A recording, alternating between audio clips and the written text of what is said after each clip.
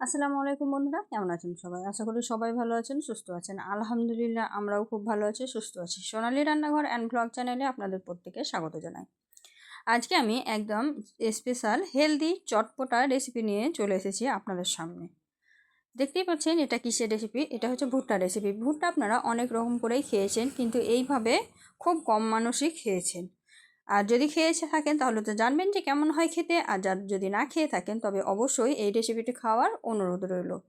তো চলুন দেখে নেওয়া যাক আজকের রেসিপিটা আমি কিভাবে তৈরি করেছিলাম, কি কি ব্যবহার করেছিলাম, সবটাই আপনাদের সঙ্গে শেয়ার করব। তার আগে বন্ধুরা, ভিডিওটি যদি প্রথমবার দেখে থাকো অবশ্যই একটা লাইক দিয়ে চ্যানেলটিকে সাবস্ক্রাইব করে একটু পাশে থেকো।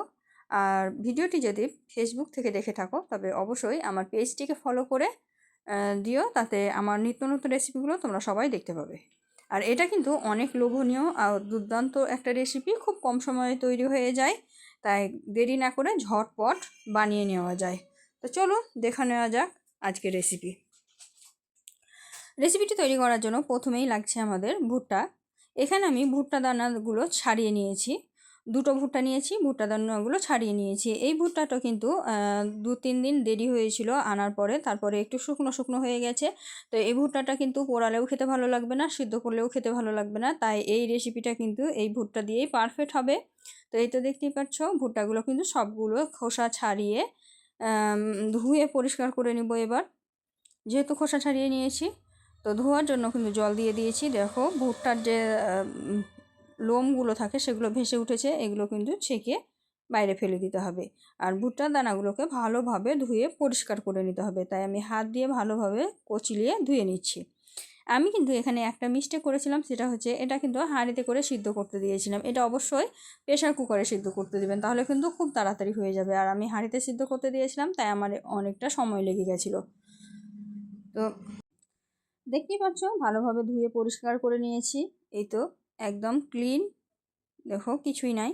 তো এখন আমি একটা হাঁড়ির মধ্যে জল নিয়েছি, জলের মধ্যে ভুট্টাগুলো দিয়ে দিলাম। একে একে সবগুলো ভুট্টা আমি দিয়ে দিলাম, দিয়ে আমি কিছুক্ষণের জন্য সিদ্ধ হতে দিয়েছিলাম। তো অনেকক্ষণ সময় লেগেছিল সিদ্ধ হতে। প্রেশার কুকারে সিদ্ধ করা, প্রেশার কুকারে 3 থেকে 4টা সিটি দিলে কিন্তু সুন্দরভাবে সিদ্ধ হয়ে যাবে।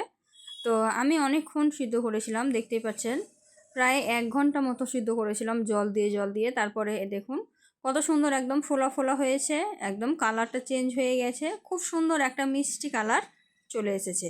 তো এখন পর্যন্ত আমার হাফ সিদ্ধ হয়েছে, ফুল সিদ্ধ হয়নি।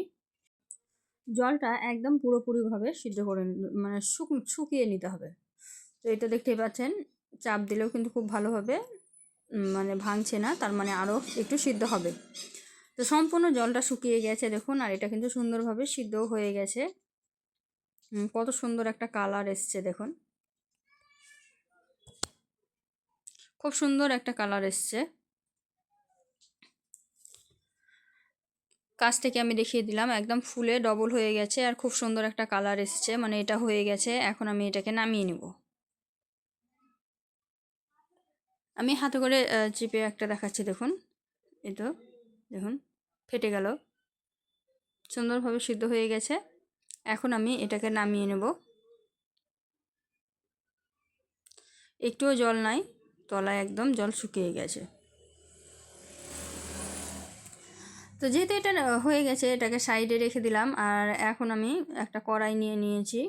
কড়াইয়ের মধ্যে আপনারা বাটার বা ঘি দিয়ে তৈরি করে নিতে পারেন, আমি তেল দিয়েই তৈরি করব। তো বাটার বা ঘি দিয়ে তৈরি করলে কিন্তু আরও বেশি সুন্দর হবে। তো আমার কাছে যেহেতু বাটার ঘি দুটোর মধ্যে একটাও ছিল না, তাই আমি সর্ষের তেল দিয়ে করেছি। সর্ষের তেল দিয়েও কিন্তু ঝাঁঝ খুব সুন্দর হয়।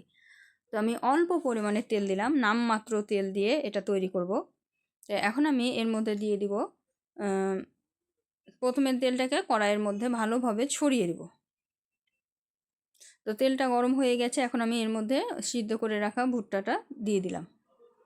কত সুন্দর কালার দেখুন, শুধু এত সুন্দর লাগছে আর এত সুন্দর ফুলেছিল। এখন আমি একটু নাড়াচাড়া করে দিচ্ছি।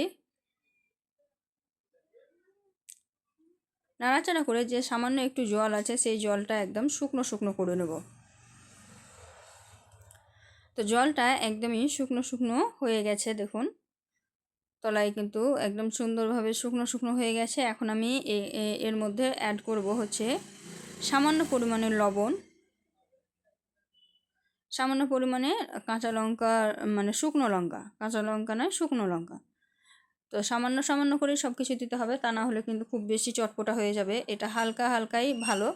তো অল্প পরিমাণে লঙ্কা গুঁড়ো দিয়ে দিলাম হালকা করে জিরা ধনিয়ার পাউডার, আর দিয়ে দিলাম একটু চাট মশলা, আর দিয়ে দিলাম সামান্য পরিমাণে লবণ। লবণটা সামান্য পরিমাণেই দিবেন, খুব বেশি দেবেন না, তা না হলে কিন্তু খেতে ভালো লাগবে না।